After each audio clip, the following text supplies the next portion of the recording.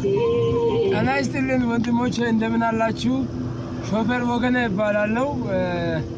ዛሬ እንግዲህ አንድ ጉዞ ጀምሬያለሁ አይሱዚ ነው አይሱዚ ላይ መስማር ጭኜ ወደ ወላይታ እየተጓዝኩ ነው አሁን የድሮ ሃይዌይ መንገድ ላይ ነኝ ወደ ከፊት ለፊት የሚታየው ሞጆ መገንጠያ ነው ትንሽ ቢያንስ ከሱ አለፍ ሲል ሐዋሳ መንገድ አገኛለሁ በዛ ዳለው ዋና ታርጌቴ ወደ ወላይታ መሄድ ነው ስለዚህ አማራጭ መንገዶች አሉ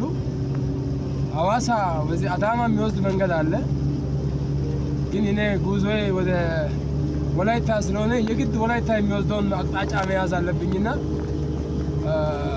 አሁን ወደ ወላይታ የሚያዘለው ጋር ልደርስ ነው ይሄ የሞጆ የድሮ ሞጆ መንገድ ነው ይሄ የሞጆ መውጫ ነው አዲስ የድሮ ሞጆ መውጫ መንገድ ነው እኔ ትንሽ ወደፊት 1-2 ኪሎ ሜትር መሄድ አለብኝ እና ይሄ ከፊት አሁን ያለው ቀጥታ የሚወስደው መንገድ ወደ አዳማ አዋሽ መታራ እዛ ወደ ድሬዳዋ የሚወስድ ነው እኔ አሁን እያዝኩ ያለሁት መንገድ ሞጆ ሐዋሳ መንገድ ነው እኔ ወደሚሄድበት የሚያደርሰኝ የኔ አቅጣጫ ነው ያዝኩት ወደ አዲሱ ሐዋሳ መንገድ እየገባው ነው ዛሬ ላወራችሁ የፈለኩትኝ ስለ ጉዞ ብቻ አይደለም እያንዳንዱ ሰው በህይወት ዘመኑ ክርስቲያን በተለያየ ሃይማኖት ያለ ሰው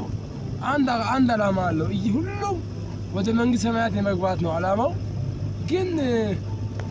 ያለው ነገር ዝም ብዬ ሳገናዝብ ሁሉም ወደ መንገዱን ያዘ አይመስለኝም ሐሳብ አለው ልክ ነው ወላይታ ለመሄድ ወጥቼ አቅጣጫው ቤቱ ጋር እንደማላቅ አይነት ነገር ላይ ነው ሰው ያለው ብዬ አስባለሁ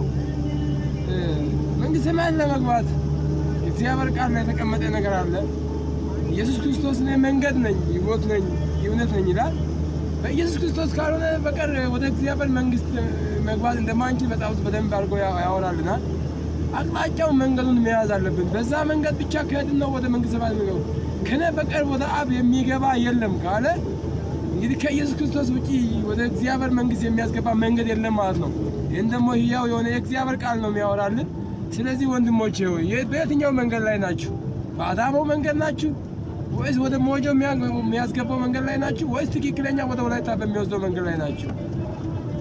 ስለዚህ ያላችሁበት የምትጓዙበት መንገድ እንድታውቁ ነው የምመክራችሁ አመሰግናለሁ